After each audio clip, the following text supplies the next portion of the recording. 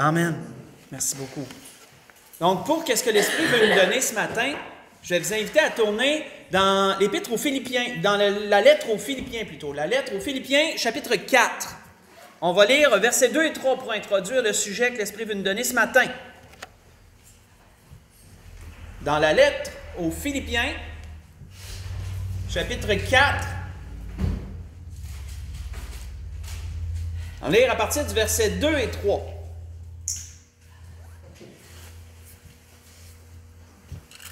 Je dirais une petite étude que le Seigneur veut nous donner ce matin sur une chose qui peut survenir parfois dans nos vies et on se demande comment agir.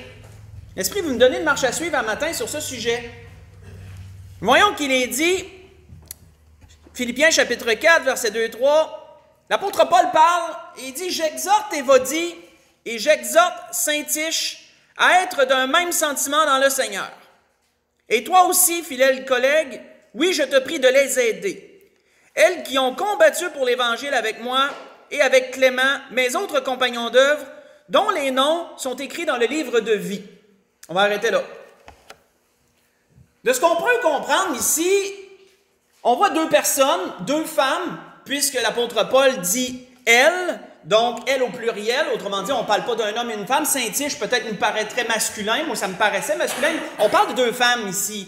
On voit qu'une femme du nom d'Évodie et une femme du nom de Syntyche étaient en discorde. Ces deux personnes étaient en discorde, elles étaient en querelle l'une avec l'autre. De ce qu'on peut même en comprendre, si on veut lire un peu entre les lignes, sans doute qu'elles ne se parlaient même plus. Quoiqu'elles étaient toutes les deux dans la même assemblée, dans la même église, l'église de Philippe. Pourquoi? On ne le sait pas vraiment, c'est nébuleux. Est-ce que c'était une divergence d'opinion? Est-ce qu'une avait fait quelque chose à l'autre? On ne le sait pas trop. Mais on voit qu'il y avait une querelle et que cette querelle était devenue assez grande pour que Paul, qui était en prison à Rome au moment d'écrire cette lettre, en entende parler et qu'il sente le besoin d'écrire sur ce sujet-là spécifiquement. Imaginez-vous, l'apôtre Paul écrit une lettre à l'Église et cette lettre est lue en face de toute l'Église et ces deux personnes sont mentionnées dans la lettre. Ça doit être un petit peu gênant. Mais on voit que c'est assez important pour que Paul en parle ouvertement de cela. On voit que l'apôtre Paul, dans un premier temps, les exhorte l'une comme l'autre. On peut voir qu'il ne donne pas plus le crédit à une que le crédit à l'autre. Puisqu'il dit « j'exhorte Évodie », mais il dit aussi « j'exhorte Syntyche ». Voyez-vous qu'il ne dit pas, mettons, « j'exhorte Évodie et Syntyche ». Les deux, il leur donne la même commandement, l'exhortation. Il leur donne les deux à chacun l'exhortation. Je l'exhorte une comme j'exhorte l'autre. On voit aussi qu'il va jusqu'à demander à son collègue, qui, on peut s'imaginer que probablement le pasteur qui dirigeait cette église à ce moment-là, il dit « Je t'exhorte, toi, mon ami, mon collègue, à les aider. » Autrement dit, à aller jusqu'à t'impliquer dans ce qui se passe pour essayer de régler la chose. Quel était le but, selon l'apôtre Paul, à rechercher dans ces choses-là? Si on recule au chapitre 2 de la même lettre, chapitre 2 de la lettre aux Philippiens, versets 1 à 4. Quel était le but, selon Paul, dans ces choses? Philippiens, chapitre 2, versets 1 à 4, où probablement que l'apôtre Paul avait ce cas en tête lorsqu'il a écrit ça. On voit, il dit « Si donc il y a quelque consolation en Christ, s'il y a quelque soulagement dans l'amour, s'il y a quelque communion d'esprit, s'il y a quelque compassion et quelque miséricorde, rendez ma joie parfaite en ayant un même sentiment, un même amour, une même âme, une même pensée. Ne faites rien par esprit de parti ou par vaine gloire, mais que l'humilité vous fasse regarder les autres comme étant au-dessus de vous-même, et que chacun de vous, au lieu de considérer ses propres intérêts, considère aussi ceux des autres. On va arrêter là. Nous voyons que le but premier, selon l'apôtre Paul, était l'unité. Était toujours l'unité. L'unité était le point à viser toujours. Et selon lui, une personne devait être prête pour accéder à l'unité, devait être prête à s'humilier elle-même et à mettre de côté ses propres opinions pour aussi regarder ceux des autres, aussi considérer ceux des autres. Et pourquoi l'apôtre Paul disait ça? On ne lira pas par la suite, mais on voit qu'il dit « ayez les mêmes sentiments qu'en Jésus-Christ ». Pourquoi? Parce que le Seigneur nous a enseigné de cette façon-là. Il nous a démontré par sa vie cette façon-là d'agir. Mais une question dans laquelle l'Esprit m'amenait, puis on s'est déjà peut-être tous posé la question un jour ou l'autre, c'est quand est-ce que c'est à moi de faire les premiers pas quand quelque chose comme ça arrive? Je ne sais pas si vous vous êtes déjà posé la question, moi je me la suis posée. Parce qu'il arrive tout un moment donné où on a une petite querelle, une petite discorde, une petite différence avec quelqu'un, puis on se demande si c'est à moi de faire les premiers pas ou si c'est à la personne de le faire. On peut se poser cette question-là. L'Esprit veut nous donner une instruction ce matin dans ce sens. Tournons premièrement dans Matthieu 18. Allons explorer quelque chose. Dans Matthieu 18, l'enseignement que le Seigneur donnait. Dans Matthieu chapitre 18. Matthieu chapitre 18, on va lire du verset 15 au verset 17.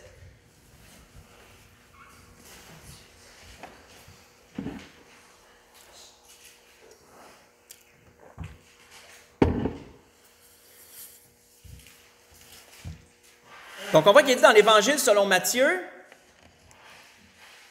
chapitre 18,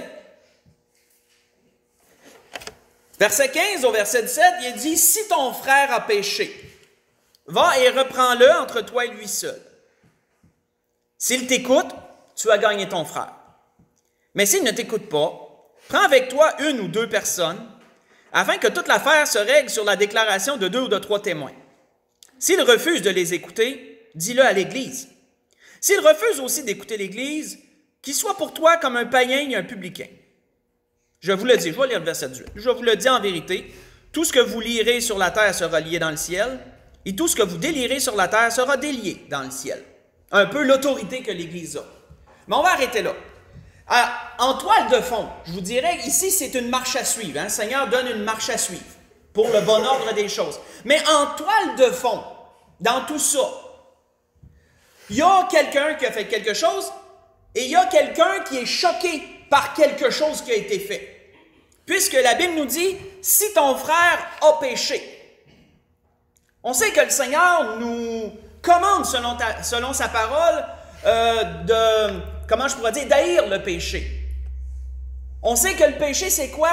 Je le rappelle, à la base, la définition hébreu, à la base du péché, c'est de manquer la cible. C'est de dévier d'une cible, c'est de manquer la cible en question. Si tu vois ton frère qui a péché, autrement dit, en toile de fond, ce qui se passe, c'est que quelqu'un a fait quelque chose qui t'a assez choqué, assez dérangé pour que tu sentes le besoin d'aller en parler. Puisqu'il dit, si tu vois ton frère qui a péché. Donc, il y a quelque chose qui t'a dérangé assez que tu dis, il a manqué la cible. Il a manqué ce qui devait être. Donc, ça vient te déranger. Ça te dérange en somme, parce que sinon, tu ne dirais pas que ton frère a péché. Donc, c'est juste une simple logique des choses. Et on peut le voir aussi quand on lit le verset 21 et 22 un peu plus loin, parce que là, suite à l'enseignement du Seigneur, Pierre, lui, il a tout de suite pris ça dans un certain sens. Puis il dit alors, Pierre s'approcha de lui, il dit, « Seigneur, combien de fois pardonnerai-je à mon frère lorsqu'il péchera contre moi? » Donc, voyez-vous que Pierre, lui, l'a tout de suite interpellé, l'a tout de suite saisi de cette façon-là. Et Jésus lui répondit, Pierre dit, « Serai-je jusqu'à 7 fois? » Et Jésus lui dit, « Je ne te dis pas jusqu'à 7 fois, mais jusqu'à 77 fois 7 fois. » Autrement, 70 fois 7 fois, qui veut dire un nombre assez grand. C'est pas un nombre infini, mais ça veut dire, autrement dit, que tu ne comptes pas le nombre de fois que tu pardonnes. On connaît la logique. On voit que l'apôtre Paul avait donné une recommandation, faites juste écouter, avait donné une recommandation en ce sens à une autre église. On voit qu'il leur avait dit, « Frères, si un homme vient qu'à être surpris en faute, vous qui êtes spirituels, redressez-le avec un esprit de douceur. » Toujours dans le même sens. Il y a quelqu'un qui a fait quelque chose qui t'a dérangé. Toi. Donc, va en parler. Va lui parler. Il dit par la suite, « Prends garde à toi-même de peur que tu ne sois aussi tenté. portez les fardeaux les uns des autres, et vous accomplirez ainsi la loi de Christ. Et si quelqu'un pense être quelque chose, qu'il ne soit rien, il s'abuse lui-même. Que chacun examine ses propres œuvres, et alors il aura sujet de se glorifier pour lui seul, et non par rapport à autrui, car chacun portera sa propre charge. Ce que j'ai lu, c'est dans Galates chapitre 6, verset 1 au verset 5. Mais cette première question, si tu vois quelqu'un commettre une faute, si quelqu'un fait quelque chose qui te dérange assez, c'est qui fait les premiers pas? Est-ce que c'est la personne qui a commis la faute ou c'est la personne qui a été dérangée par la chose en question? On peut voir une première réponse assez claire dans la marche à suivre. C'est la personne qui a été dérangée qui doit faire les premiers pas.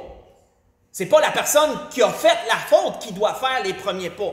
Parce que peut-être que cette personne-là s'en est peut-être pas rendu compte qu'elle a fait une faute. Admettons, si on va extrapoler la logique. Peut-être qu'elle s'en est pas rendu compte.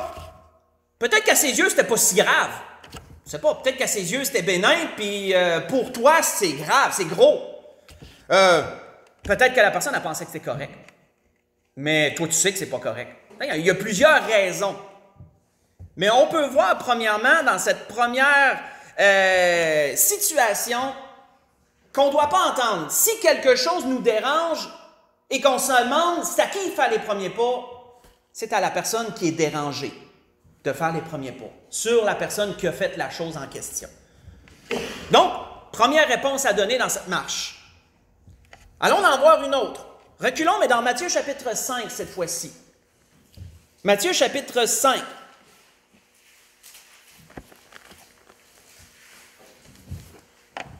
Parce que peut-être que si on revient, pendant que vous y tournez, si on revient à notre point de départ, peut-être que ces deux femmes, Évodie et Saint-Tiche, peut-être que l'une des deux se disait, c'est à qui de faire les premiers pas. Hein? Il y a quelque chose qui se passe, c'est à qui d'aller parler à l'autre en premier. Puis, on voit que c'est pas rien passant en bout de ligne, là, mais peut-être qu'on se pose cette question si quelque chose arrive à un moment donné. Si tu es choqué, si tu es dérangé, puis que tu juges que quelqu'un a manqué à la cible, c'est à toi d'aller parler.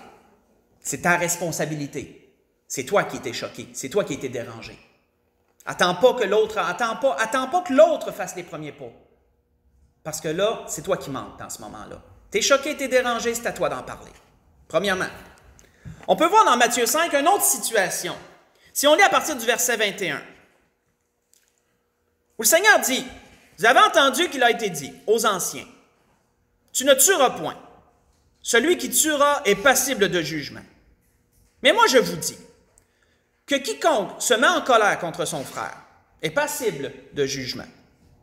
Que celui qui dira à son frère « Raka » mérite d'être puni par le Sanhédrin, et que celui qui dira « Insensé » mérite d'être puni par le feu de la géhenne. Si donc tu présentes ton offrande à l'autel, et que là tu te souviennes que ton frère a quelque chose contre toi, laisse là ton offrande devant l'autel, et va d'abord te réconcilier avec ton frère. Puis viens et présenter ton offrande. Accorde-toi promptement avec ton adversaire pendant que tu es en chemin avec lui, de peur qu'il ne te livre au juge, que le juge ne te livre à l'officier de justice, et que tu ne sois mis en prison. Je te le dis en vérité, tu ne sortiras pas de là que tu n'aies payé le dernier cadran. Arrêtons là.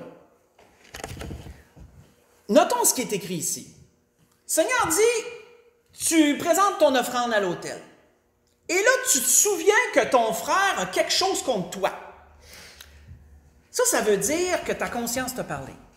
Parce que sinon, si tu te sentirais pas mal, tu te souviendrais de rien. Mais que là, au moment de te mettre à nu devant Dieu, dis, ouais, je me souviens qu'il y a quelqu'un qui a quelque chose contre moi. Donc là, autrement dit, en partant, tu es coupable de quelque chose. En partant, il y a quelque chose que tu sais que tu as fait, qui a choqué quelqu'un. Donc là, voyez-vous que c'est l'inverse de la première. C'est l'inverse du premier cas, là. C'est pas toi qui es choqué, mais il y a quelqu'un qui est choqué à propos de toi. Puis toi, tu t'en rends compte. Tu te rends compte de ça. Donc, on voit qu'il dit quoi ici? Tu te souviens que ton frère a quelque chose contre toi. Donc, ta conscience te parle. Qui fait les premiers pas dans ce cas-là?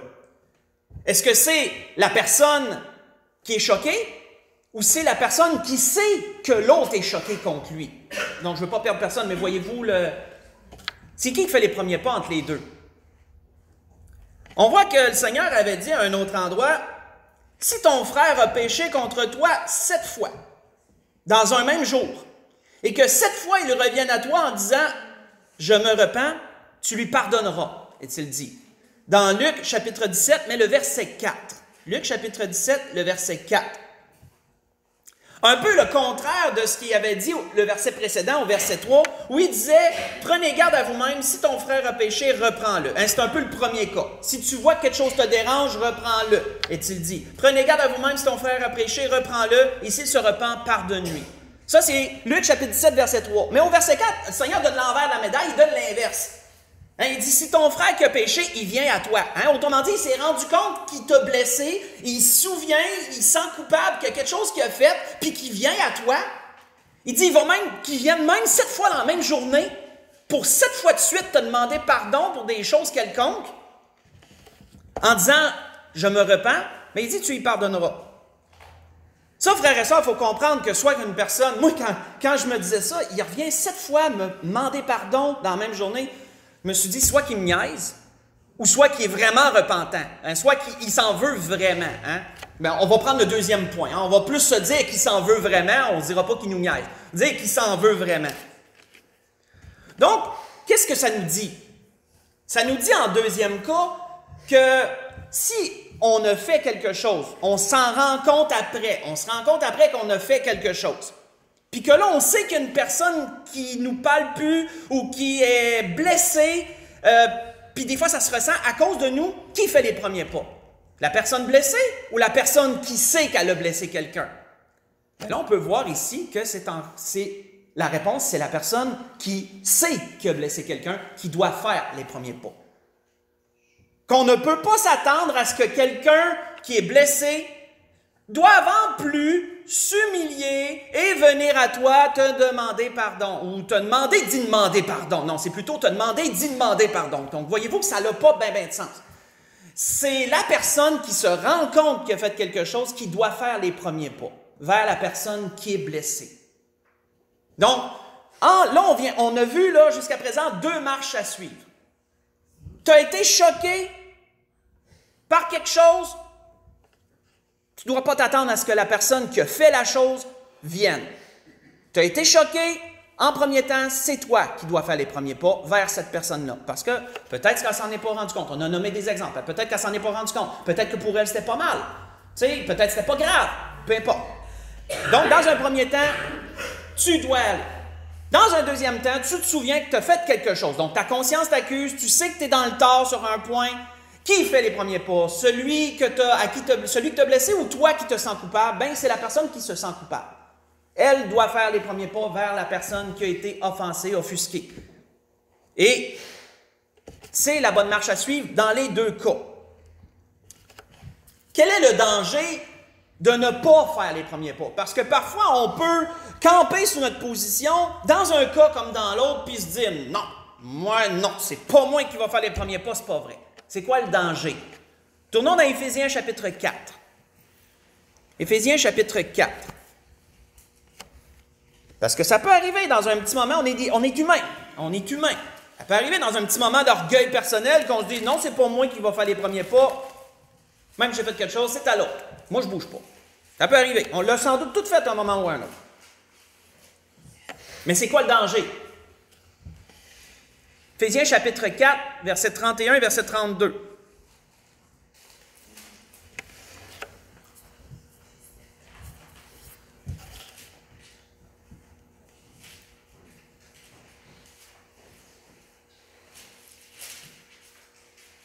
Donc, Éphésiens chapitre 4, verset 31, l'apôtre Paul disait que toute amertume, toute animosité, toute colère, toute clameur, toute calomnie, toute espèce de méchanceté disparaisse du milieu de vous. Soyez bons les uns envers les autres, compatissants, vous pardonnant réciproquement, comme Dieu vous a pardonné en Christ. Notez celui qui est en tête de liste. Dans ce que l'apôtre Paul a nommé plusieurs choses. Mais notez celui qui est en tête de liste, l'amertume. L'amertume. C'est quoi l'amertume selon le dictionnaire? L'amertume, c'est une âpre tristesse, une douleur, humiliation qui produit du ressentiment. Donc, l'amertume, une grande tristesse, âpre tristesse, douleur, humiliation qui produit du ressentiment. C'est quoi du ressentiment? Souvenir douloureux qu'on garde des injures ou des blessures, avec un désir de se venger. Donc, l'apôtre Paul met en tête de liste que toute amertume disparaisse du milieu de vous. Et vous savez ce qu'il y a de spécial avec l'amertume? C'est qu'elle peut être neutre pendant un certain temps, jusqu'au moment où quelque chose vient la réveiller. L'amertume, là, ça peut être quelque chose qu'on ne se doute même pas qu'on a. Jusqu'à temps qu'il arrive une affaire spécifique qui vient à regratter ça, puis là, oups, ça se réveille, puis on peut-être qu'on ne s'imaginait même pas qu'on en avait, puis tout d'un coup, on se rend compte qu'il y en a. Là, vous pouvez faire, moi, le Seigneur me fait faire une référence au message de la semaine passée, une question dans le fond du cœur. C'est la même affaire. L'amertume, là, ça se dépose dans le fond. Hein. On pourrait amener ça de même. Ça se dépose dans le fond, puis tu peux même pas t'en douter que tu en as. Mais à un moment donné, il y a quelque chose qui vient brasser ce fond-là, puis là, tout d'un coup, là, tu te rends compte qu'il y a une colère qui vient subitement, là, sans avoir eu besoin qu'il se passe bien des affaires, là, à propos de la chose dans l'autre. Wow! OK. J'ai de l'amertume. J'ai de l'amertume à propos de quelque chose. Et ça arrive quand qu'on a de l'amertume? Ça arrive quand on n'a pas fait les premiers pas. Laisser une situation qui est arrivée comme ça, en se disant que ça va se régler tout seul, puis l'amertume va venir se déposer dans le fond. Puis on pense que c'est correct jusqu'à temps qu'il arrive quelque chose qui va brasser tout ça, et là, on peut se rendre compte que non, on a de l'amertume en fin de compte. L'apôtre Paul recommandait que, faites garde, prenez garde, l'amertume, c'est vicieux. Arrangez-vous pour que ça disparaisse, qu'il n'y en ait pas. On voit d'ailleurs qu'un autre en parlait, faites juste écouter, un autre en parlait de ce même point-là. Il dit, je vais juste être, recherchez la paix avec tous et la sanctification sans laquelle personne ne verra le Seigneur. Veillez à ce que personne ne se prive de la grâce de Dieu, à ce qu'aucune racine d'amertume, poussant des rejetons, ne produise du trouble, et que plusieurs en soient infectés. Ce que je vous ai lu, c'est dans Hébreux chapitre 12, versets 14 et verset 15. Donc, voyez-vous, l'amertume, c'est vicieux. Ça peut pousser des rejetons. Autrement dit, ça peut se redégager à travers tes paroles. Hein. C'est vraiment la référence au message de dimanche passé, c'est le fond du cœur. L'amertume, ça se dépose dans le fond, puis tu vas parler de ton propre fond ça, par rapport à ça. Ça ressort à un moment donné. Puis on peut penser que c'est correct pendant un certain temps. Ça, c'est le danger de ne pas faire les premiers pas. C'est que l'amertume se manifeste, qu'elle naisse et qu'elle se dépose là et qu'elle produise des racines. Donc, c'est important de faire les premiers pas. L'Esprit voulait me parler de ce sujet-là ce matin. Un court sujet, mais important quand même, qui arrive dans des circonstances vraiment particulières. Ou que, comme il peut arriver, parce qu'on est des êtres humains, on veut tout avoir raison. Parfois, on croit vraiment qu'on a une cause juste entre les mains par rapport à nous-mêmes, quelque chose qui est arrivé, peu importe. Un peu comme il va dire Saint-Tiche, certainement que chacune d'entre elles pensait avoir raison sur ce qu'elle pensait. On ne peut pas aller trop loin, mais il est en querelle, ils ne se parlaient plus, ils étaient dans la même église. Et là, Paul dit, non, il faut que ça se règle cette situation-là. Et là, qui fait les premiers pas? Certainement qu'ils se sont posé la question l'une comme l'autre, mais personne n'a rien fait. Donc, il y a un danger, l'amertume. Quand est-ce qu'on fait les premiers pas? Je répète une dernière fois, si tu vois ton frère a péché, si tu as été choqué, tu as été blessé, c'est pas à l'autre, c'est à toi de faire les premiers pas. Tu as été choqué, tu as été blessé, va en parler. Première chose. Tu te souviens que tu as fait quelque chose. C'est pas à celui qui est offusqué de venir te voir. C'est à toi qui te souviens que tu as fait quelque chose, d'aller voir la personne. C'est toi qui fais les premiers pas dans ces cas-là aussi. Toujours dans le même but, l'unité. Toujours dans le même but, enlever les racines. L'amertume, on des racines sans partant parce que c'est vicieux. Il peut sembler avoir rien jusqu'à temps que Satan brasse le fond, puis là, on se rend compte que c'était là. Dans toutes ces choses, pour conclure, on va retourner à l'introduction, puis on va la relire une autre fois parce qu'il y a un autre point à aller chercher là-dedans. On retourne à l'introduction. Dans Philippiens chapitre 4, on va retourner là. Philippiens chapitre 4, pour conclure. On retourne au même point qu'on a parti.